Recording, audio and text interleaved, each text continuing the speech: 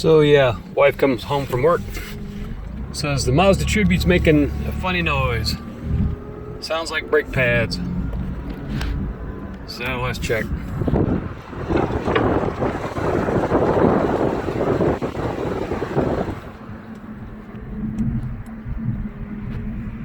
Yeah. Yep, that's brake pads. So let's go check them out and get them fixed. Alright, so the Mazda Tribute is the same as the Ford Escape. This one is, I think, the first gen. It's like 99 to 03-ish. Don't quote me on that. This one's a 01. So the lug nuts are 3/4 inch. So with the car on the ground, you want to bust them loose in a crisscross pattern. Then once you got it loose, jack up this side of the vehicle, and then finish taking off the lug nuts.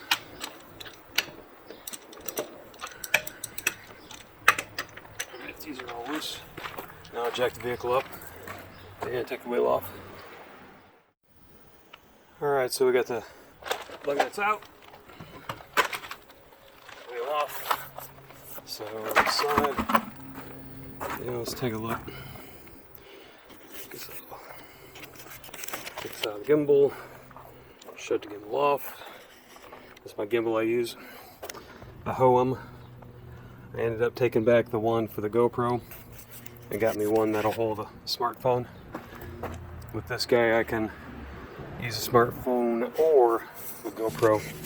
So with that gimbal, one size will fit all for me.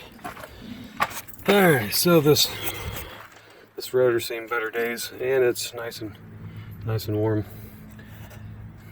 That's still got quite a bit of pad left on it. My guess is it's rubbing on the backside. Yep. You can tell by how grooved it is to the touch. A lot of times these calipers, the front will move back and forth, but the back just kind of lays on there, and it doesn't. When you let off the brakes, the caliper doesn't open up and release both brake pads, kind of like on some bicycles. When you squeeze the brake lever, only one side comes over and starts touching the rim. Alright, so with this, I believe these are Allen wrench. Yeah, I think they're about 6-7 millimeter. So we'll take this one off, and then matching one on the bottom. Take these little caps off. Don't lose them. That keeps your Allen bolts from getting all kinds of crud and getting rusty. So we'll take those two off, pull the caliper off, and see what we got. Alright, so this is 7 millimeter hex.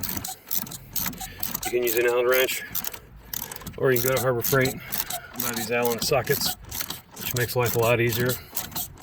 So you take these two slide pins out,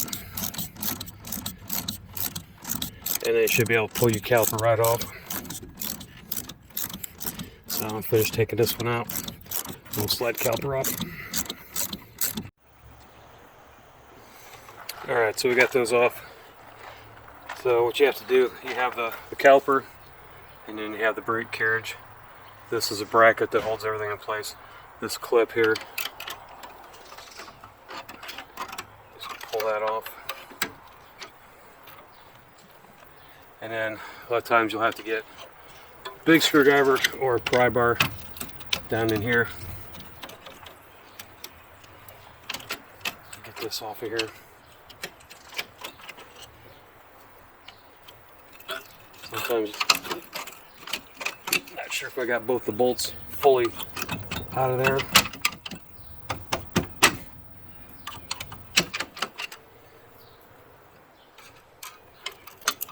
I'm not a big fan of this kind of setup.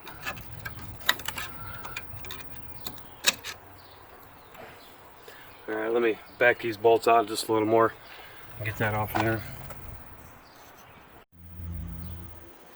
Alright, so sometimes you gotta get the old crowbar. got the bolts out of the way. Normally this doesn't come off with this much issue.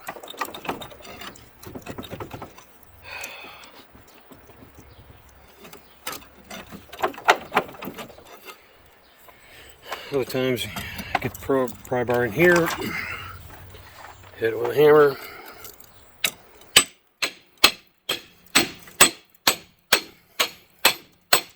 And this one's going to give me problems. Doesn't help I have a splitting headache tonight. Alright, let's try something else. Alright, so looking at this, it is the pads are a part of the carriage and the caliper is separate. Most vehicles, the ones that I work on anyways, the Dodge trucks and whatnot, the pads are part of the caliper. So I get this wiggled around. Something is still hanging up on here.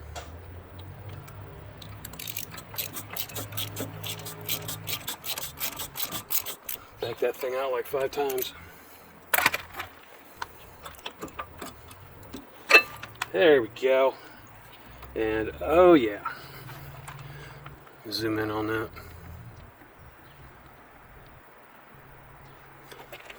That's metal. There's no brake pad left. So that's what it looks with the brake pad. That one's down to metal. So that proves that this piston here likes to push out, but as it gets older and rusty, when you let off the brake pedal, it doesn't come back. So this just kind of creeps out and just kind of stays there. So yeah, this one's bad. As soon as you start hearing any kind of funky noise, anytime you hear any kind of funky noise, change your brake pads, because what happens is this metal starts grinding on this metal down here, and then it's a battle of metal on metal. These rotors cost a lot more than a pair of brake pads, and it will grind through this brake rotor within a day or two sometimes. I had that happen with my plow truck. We were in the middle of a storm, like a 2 or 3 day storm, and I couldn't get in to get the pads changed. I started hearing grinding. Sure enough, it ground the whole backside of this rotor off, and it was just down to the fan blades in the middle. Totally destroyed the rotor. So definitely time to change. Alright, so we got new pads right here, and obviously, let me get these out real quick. When you get new pads, they are thicker than the ones you just took off. So what's going to happen is you need to run your caliper back in, because the caliper is used to, it's squeezed to where the pads are now, but obviously that's a lot thicker. So this piston we got to run back in. Neat simple trick you do for that is you take your pad that was in there and put it back in.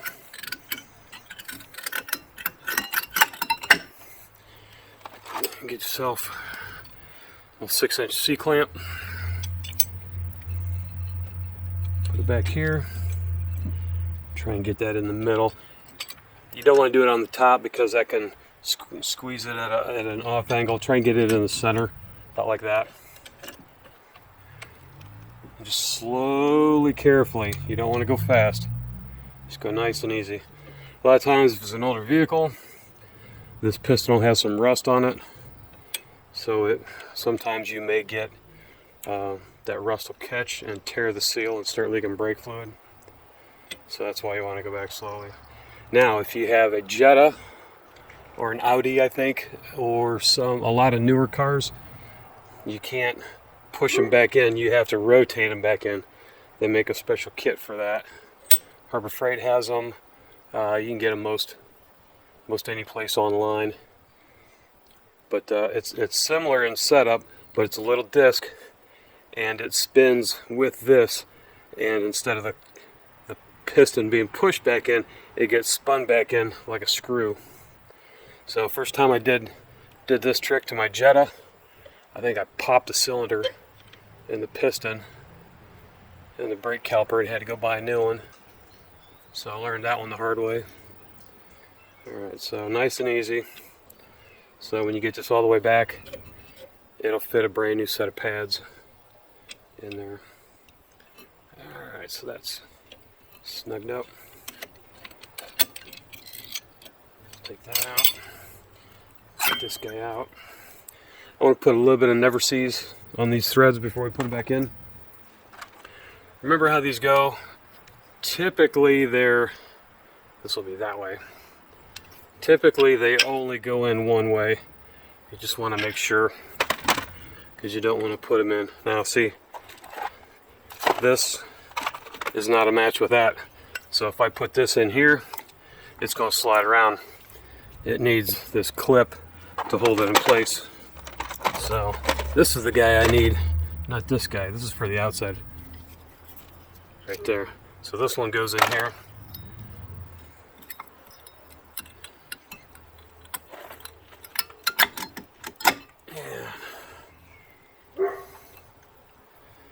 Put this one in, and then as you can tell, these little clips here, this fits into there like that, and these are supposed to yeah, these rails here are a sliding system.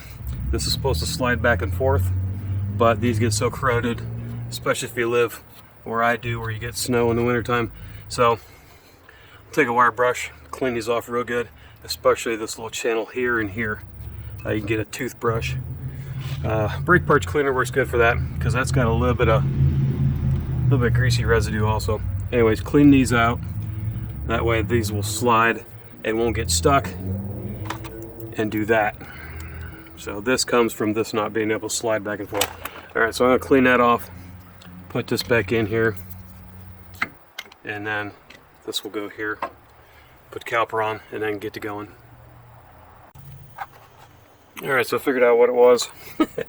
These bolts, I need to push these bolts out of the way because they're not clearing the caliper brace.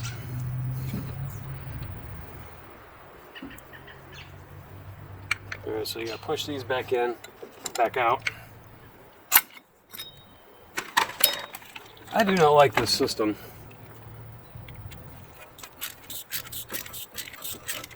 All it does is spin, it doesn't back itself out. What a stupid system. Another great idea from Ford.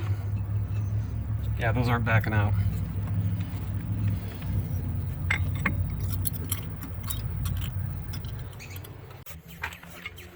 Alright, another thing I like to do is when I have the wheel off and the brake caliper, I like to check out my CV axle. Get in here, look for tears.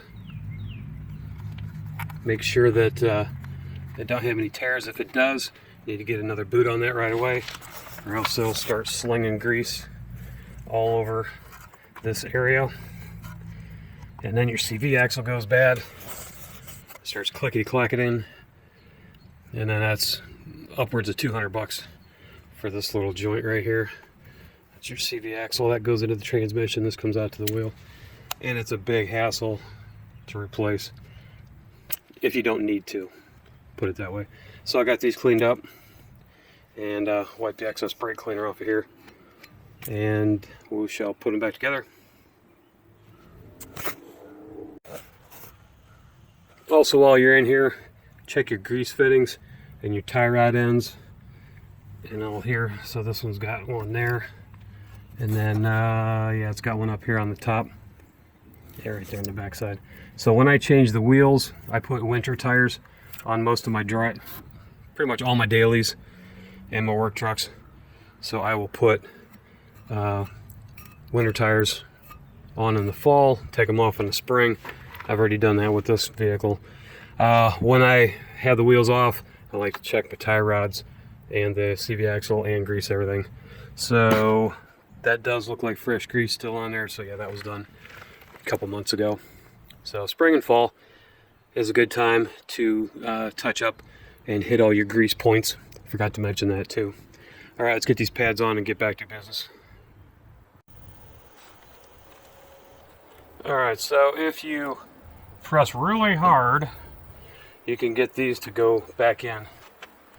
So that's what I had to do. I had to kind of gently tap them with the hammer. But now they're out of the way. Now we can get this.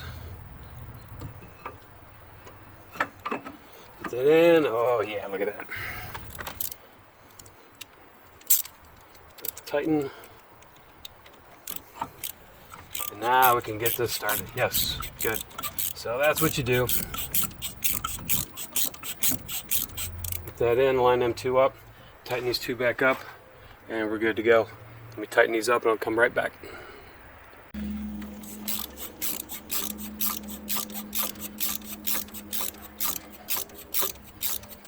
Alright, so I got the bottom one tightened up, finish the top one.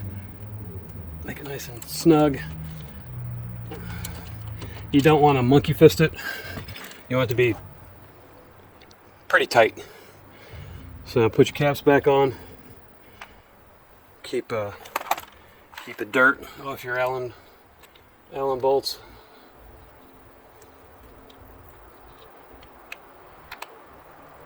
All right, take a screwdriver. Run this in front of this, like that, so that it keeps the caliper in place. This one doesn't want to quite stay, so I'm going to give it a little persuasion.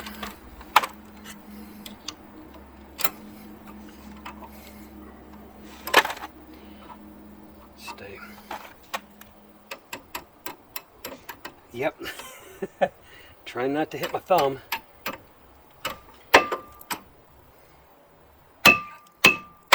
There we go. I'll do this one again. Good.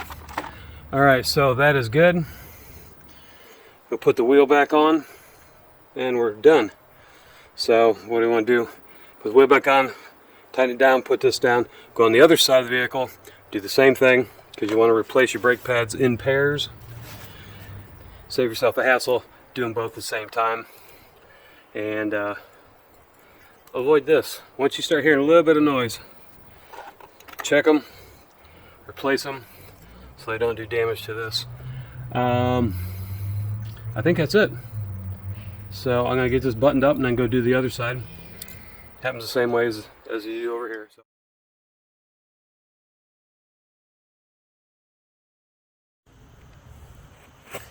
One quick note, once you get everything put back together and you start to go down the road, remember to hit your brakes repeatedly while you're in park in your driveway. A lot of times what I do is I head down my driveway towards the street, and I hit the brakes and the pedal goes all the way to the floor because the caliper pistons haven't pushed the brake pads out to make contact with this yet. So save yourself a big surprise. Hit your brake pads, hit your brake pedal a number of times before you put it and drive and head down the road. So yeah, that's a big surprise you don't want, because you hit that brake pedal, you start coasting right out into traffic. Well, thanks for watching, guys and gals. Please like and subscribe, and if you have any questions or comments, leave them down below. Thanks a lot.